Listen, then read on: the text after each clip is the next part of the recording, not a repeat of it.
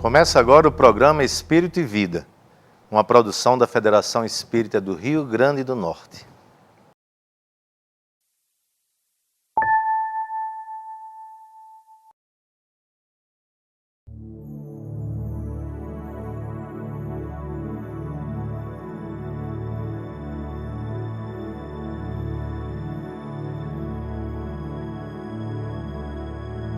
Ao vermos uma hélice de avião em movimento, não conseguimos distinguir cada uma das pás, mas apenas um bloco, como se elas fossem uma parede. E não são. Precisaríamos de óculos especiais para enxergar com clareza. Não se trata, porém, de ver com os olhos, mas de compreender com o espírito. Frente ao poder, ficamos fascinados. Diante de alguém que enfrenta grave doença, pensamos: nada deve ser pior. Quando um ser amado se despede da vida, dizemos: perdi. Entretanto, o poder pela própria natureza efêmera das coisas é ilusório. Diante da dor, o coração experiente sabe que o pior não é adoecer. O pior é produzir sofrimentos que poderiam ser evitados. E ante a morte, a alma lúcida não diz adeus, diz até breve. Como então adquirir clareza, lucidez e sabedoria que nos ajudariam a entender a vida? Quem tem sede deve buscar a água da fonte. A mente do Criador, matriz de todas as coisas, é a fonte inesgotável da luz de que todos necessitamos. Procure se abastecer nesta fonte todos os dias, através da meditação, da contemplação, de minutos de recolhimento para ouvir uma música de paz ou ler um texto de significados superiores e refletir. Procure se exercitar no diálogo mental com Deus, como quem entretém uma conversa silenciosa com um amigo, um mestre, um pai. Abra-se para ouvir o seu clamor dentro de si, chamando na direção do seu sublime destino para a vida, para a plenitude. A oração sentida nos oferece uma intuição segura a respeito dos caminhos a seguir e de como entender cada desafio da existência. Mas a melhor maneira de se conectar à mente divina e ganhar discernimento espiritual é através do permanente investimento do amor nos dias do viver. Quem ama, enxerga o mundo com os olhos de Deus e já não se ilude com a realidade que pensava conhecer.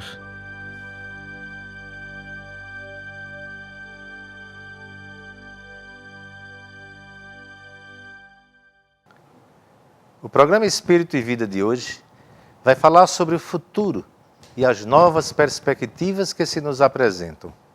O assunto de hoje é o mundo novo. Estaremos no limiar de uma nova era e de novos tempos? Já se aproxima a era do Espírito, tempos de paz e de amor no coração de todos? Quem vai falar sobre esse assunto é a educadora Sandra Borba. Sandra Borba, mais uma vez, bem-vinda ao nosso programa. Muito obrigado mais uma vez pelo convite. É uma alegria sempre estar com vocês. Sandra é conhecida de todos nós, é professora, evangelizadora, divulgadora do Espiritismo, escritora e palestrante, além de haver sido presidente da Federação Espírita do Rio Grande do Norte e atual vice-presidente. Sandra, sempre se falou em juízo final, em Armagedon, na felicidade futura e na vitória do bem com a volta do Cristo. E agora volta-se a falar, inclusive, em fim de mundo, em momento de transição. O que é que de fato acaba para que se comece o mundo novo que nós todos esperamos? Na verdade, o homem é um ser cíclico, né? Então nós sempre estamos nesses processos de fechar uma fase, abrir outra fase. Isso faz parte da história do homem, até porque a sua própria vida é assim. É um bebê, é uma criança, um adolescente, é um jovem, um adulto jovem, é um adulto, depois será um velho e assim por diante. Então, o homem é um ser de ciclos, isso faz parte do seu ser individualmente falando, como também faz parte essa noção cíclica da própria vida do homem, que acompanhou desde que está sobre a Terra o quê? As estações, né? O movimento de rotação, de translação, as diversas luas. Então, isso faz parte da própria vida humana. E é óbvio que nesse processo evolutivo há uma espécie de sonho, né? De meta, de expectativa, de utopia que está sempre presente no homem e nas culturas de modo geral, que seria exatamente uma visão de um futuro melhor. Isso é muito bom, porque se isso existe em nós, e existe de modo geral, e talvez até de modo universal, significa dizer que há uma tendência do homem que está na própria natureza, que seria a lei do progresso. Então, essa lei do progresso, que a doutrina espírita também explora, na parte 3ª do Livro dos Espíritos, ela é de fato uma lei natural. Todos estamos caminhando para, ou seja, o progresso intelectual, moral, o progresso das civilizações, isso é uma realidade. E, obviamente, que o que nós mais desejamos é deixar para trás, como o homem adulto deixa para trás, por exemplo, as ilusões da infância, as meninices, as tolices. Então, acreditamos ser natural também no homem buscar o quê? Esse novo futuro melhor. E esse novo futuro melhor implica não apenas em perdas daquilo que foi, vamos dizer assim, o seu passado, mas implica, e aí é que está a grande dificuldade do futuro, implica a construção do novo. A construção do novo é sempre mais difícil, né? Então, na verdade, nós estamos nesse processo de uma crítica muito grande a tudo aquilo que anda ocorrendo na nossa sociedade, a violência, o desamor, a indiferença, a prostituição, a droga campeando, a desarmonia. Então, isso tudo é a realidade, é o presente. Então, nós queremos um futuro melhor, mas para que esse futuro seja melhor, é preciso reconstruir algo e construir algo novo. Reconstruir aquilo que foi bom e que precisa melhorar. E construir algo bom, algo novo, que significa a substituição de uma cultura egóica, de uma cultura da destruição, da intolerância, por uma outra cultura. Uma cultura de paz, solidariedade, fraternidade. Então, este mundo novo que todos nós almejamos deverá ser, sim, o fruto, né, dessa compreensão do passado que nós não queremos mais que se repita, do presente que precisamos renovar e do futuro que precisamos reconstruir ou construir agora, nesse momento. E as religiões, de maneira geral, e o espiritismo em particular, têm algum papel nessa construção desse mundo melhor? As religiões, elas têm um papel fundamental, porque elas tratam da espiritualidade do homem, elas tratam do sentido transcendental do homem.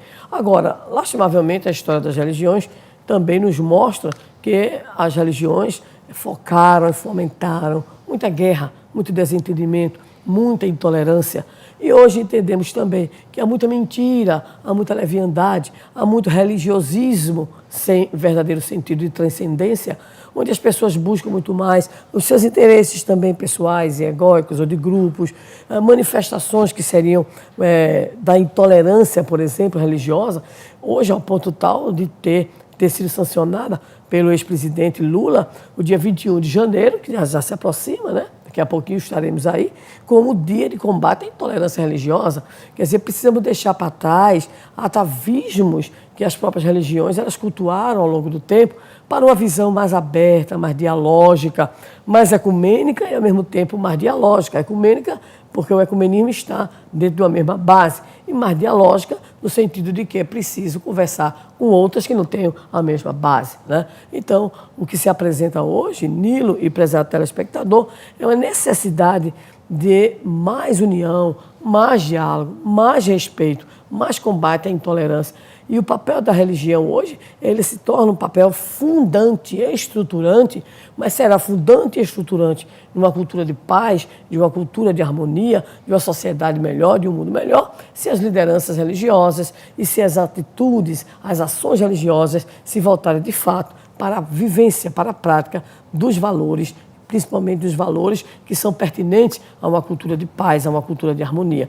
Justiça, respeito, tolerância, solidariedade, isso tudo está na base daquilo que pretendemos ser um mundo melhor, seja um mundo melhor.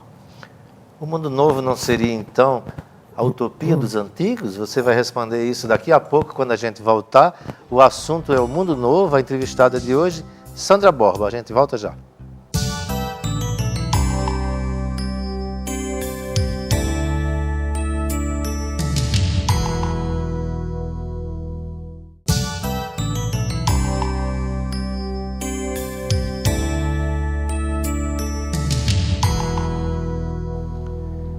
Estamos aqui com Sandra Borba, conversando sobre o mundo novo.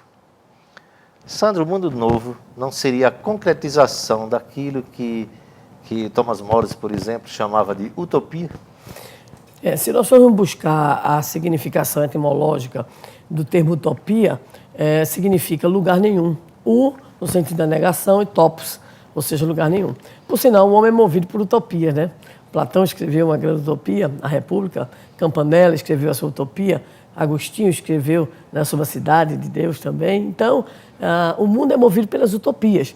Eu gosto mais, pessoalmente, Nilo, de uma interpretação que o grande educador pernambucano Paulo Freire diz e dá sobre utopia. Ele diz que utopia não é o impossível e nem é o lugar nenhum. Utopia é o que deve mover o homem. Significa o quê? Fazer o possível hoje para que amanhã se possa fazer aquilo que é impossível hoje. Ou seja, no popular, a cada dia uma conquista, a cada momento um passo. Então, na verdade, se nós olharmos para trás, hoje nós estamos lembrando, por exemplo, assistindo a algumas programações da televisão, uma determinada novela mostrando a surpresa, por exemplo, das senhoras em relação à chegada da luz elétrica, ela achando o maior absurdo do mundo, de que as mulheres iam ficar mais feias com a luz elétrica, essa coisa toda.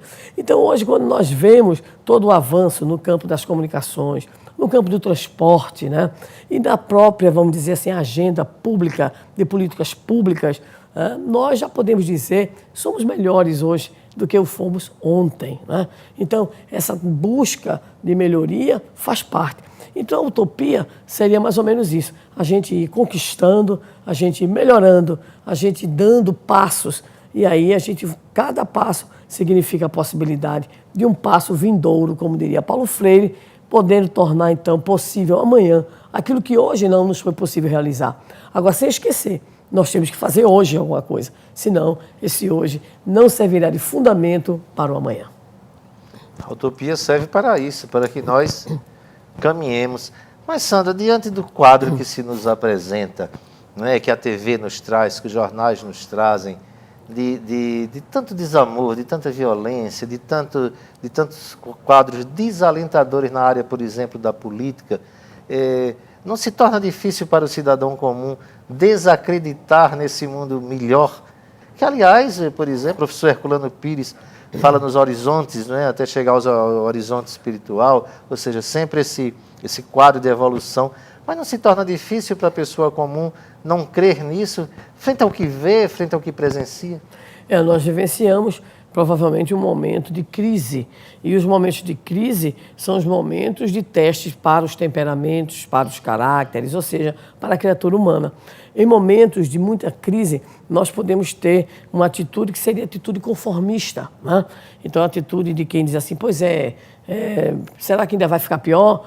O pessimista é aquele que vai dizer, né, diante daquele outro que diz assim, a esperança é a última que morre. O pessimista diz, mas morre, né? Então, a gente pode ter essa postura conformista, pessimista. Há uma outra postura radical, que é o ufanismo, né, que é um otimismo doentio, por exemplo, daquela pessoa que diz assim, não, vai melhor, tudo vai melhorar, e é uma certa ilusão. É preciso ter, nesse sentido, uma leitura mais crítica da realidade, uma leitura que não nos vai proporcionar nenhum sentimento de pessimismo, porque as conquistas estão aí. Há conquistas, Nilo e prezado telespectador, há conquistas que não tem mais como retroceder. Ou seja, nós vamos caminhando, nós vamos evoluindo, nós vamos melhorando, nós vamos reivindicando, nós vamos nos mobilizando. Então, isso tudo vai criando, vamos dizer assim, uma espécie de conquista de espaços, né? Então, por exemplo, o desamor, a agressividade, a violência, ninguém aguenta mais. Qual seria o grande obstáculo nesse processo? Nós continuamos com o Livro dos Espíritos. O grande obstáculo ainda é o egoísmo, que é, vamos dizer assim, o vício radical do qual se derivam todos os demais. Então você vê essa grande decepção que nós temos com a política e com os políticos de um modo geral, a corrupção graçando, né, todos os nossos arraiais. Mas a corrupção não atinge somente a figura do político, atinge também, muitas vezes, a nós. Quando nós, por exemplo, cometemos uma infração no trânsito e aí a gente quer, por exemplo, dar a chamada bola ao soldado, ao amarelinho. Então, a gente também está fazendo, vamos dizer assim, né, dentro de um micro, aquilo que a gente critica no macro, né? Então, o grande problema é o egoísmo humano, é a ausência dessa percepção de que os outros fazem parte da nossa vida e que nós precisamos edificar uma sociedade, um grupo, um mundo melhor. Isso significa o quê? Abrir mão de determinados interesses, melhorar a nossa própria forma de relacionamento no lar, né, no ambiente de trabalho, na vizinhança, nos ambientes sociais, para a construção daquilo que o meu querido ex-presidente Francisco Thyssen, ex-presidente da FEB, dizia: é preciso que nós alcancemos a condição de poder evoluir em paz. O que é isso? Menos violência, né? Menos egoísmo, menos crueldade, que é o que a gente vê. Então, de um lado, nem o pessimismo, que vai nos arremessar cada vez mais a posturas de acomodação, ou de desistência, ou de derrotismo, e nem o ufanismo, o otimismo doentio de que tudo vai, com o que não passa de mágica, mudar, né? Então é preciso, volto a dizer, construir a utopia. O que é construir a utopia? É fazer o melhor hoje. E o cidadão comum, ele obviamente se desilude com tudo aquilo que ele vê, mas é preciso, como dizíamos em outro momento, que a bondade, que os bons não sejam tímidos, que nós nos organizemos melhor nas nossas associações, nos nossos fóruns, onde quer que nós possamos estar em defesa de uma vida melhor, de uma sociedade melhor, menos violência, menos injustiça, menos medo, para que a gente atinja aquilo que Kardec chamou muito bem, um estado de bem-estar sociomoral. E isso, obviamente, implica o quê?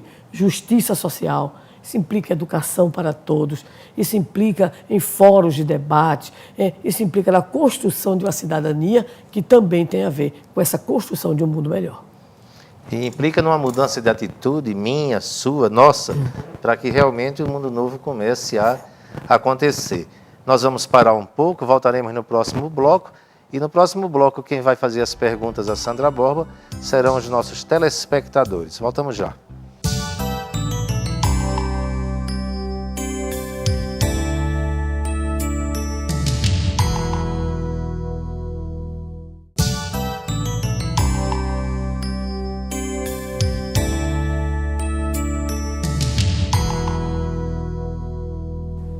Nós agora vamos ao quadro Espírito e Vida Responde. Nesse bloco, quem faz as perguntas a Sandra Borba, nossa entrevistada de hoje, serão os nossos telespectadores.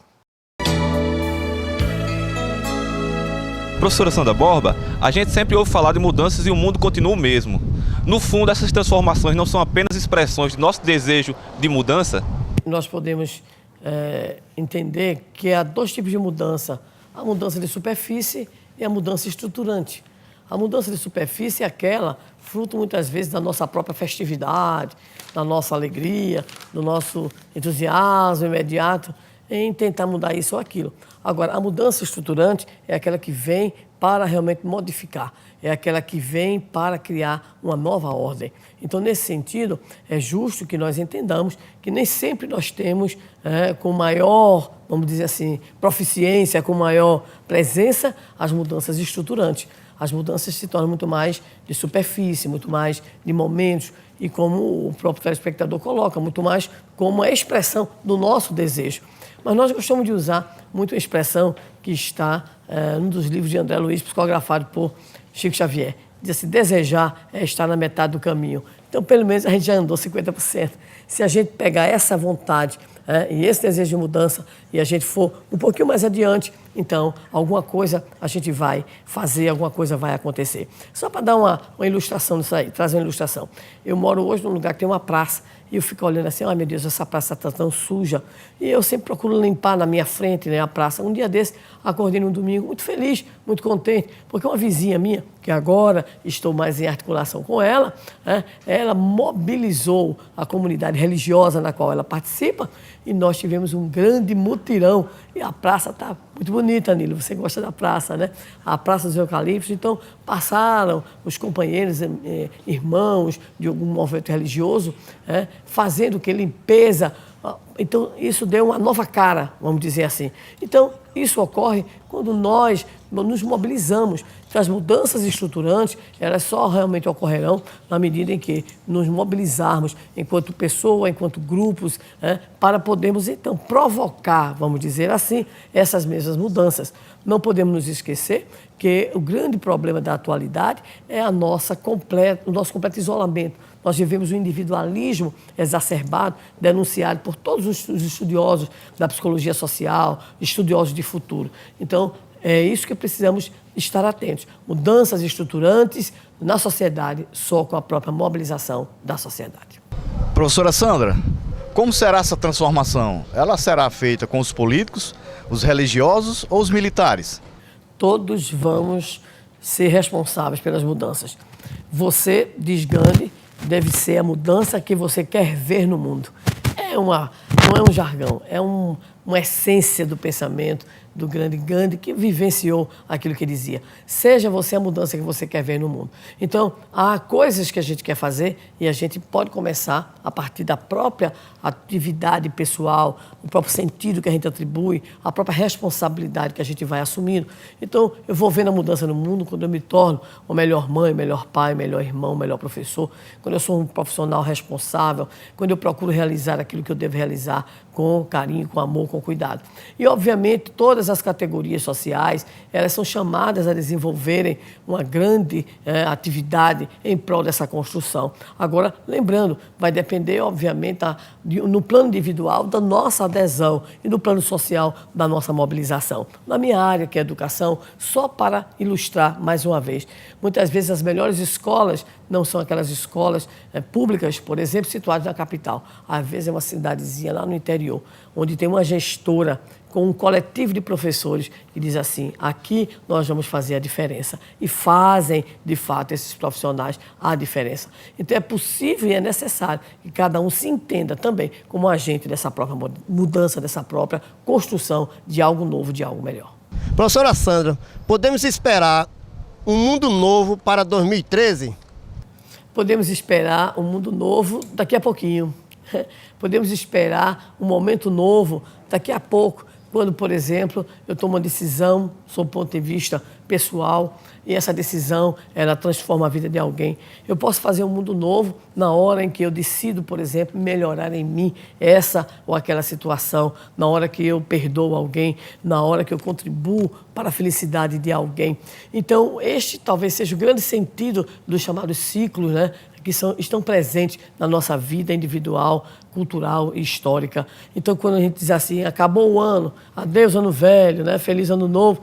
Então, o ano novo, na verdade, é o mesmo ano, virou um calendáriozinho, mas ele tem um outro sentido, ele pode ter um outro significado, que é o valor que a gente vai atribuindo também a essas coisas. E aí a gente vai, de preferência, pegar aquilo que a gente prometeu, por exemplo, no ano passado. Vou deixar de fumar, vou fazer meu regime, eu vou procurar ficar de bem de alguém com quem eu me desentendi, eu vou procurar ser uma pessoa melhor, mais leve. Então, o mundo ele é de um dinamismo permanente. Tudo é dinâmico, tudo está em profunda ebulição.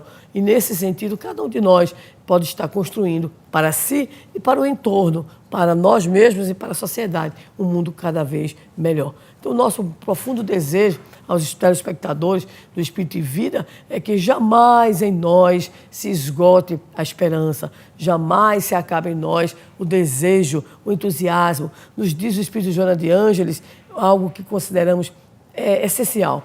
É preciso ser sempre jovem. O que é ser sempre jovem? Ela diz, ser jovem é estar em aberto, é estar desperto, é querer, é desejar, é, enfim, se envolver com alguma coisa que possa tornar o mundo melhor. E aí, ser velho é o quê? É exatamente desistir, é achar que nada vai mudar, é achar que tudo é a mesma coisa. O que eu desejo para você, caro telespectador, seja jovem, sempre. 2013, 2014, não interessa. O importante é continuar seguindo para a frente e para o alto na construção de um mundo melhor, começando esse mundo na nossa própria intimidade. Muita paz. Agradecemos a presença de Sandra Borba em nosso programa, conversamos sobre um novo tempo, um novo mundo. Sandra, muito obrigado pela sua presença e pela mensagem otimista que você deixou. Nós agradecemos muito os convites do Espírito de Vida e desejamos que em 2013 nós possamos continuar, né, nesse processo de divulgação, de conversa, espalhando a boa semente que a doutrina espírita nos dá, nos apresenta, e que você, telespectador, possa continuar conosco, participando, mandando suas perguntas, interagindo, e cada um de nós, tenho certeza, constituindo essa grande rede que vibra, que pensa e que procura realizar algo pela construção de um mundo melhor. Nós vamos agora ao nosso último quadro.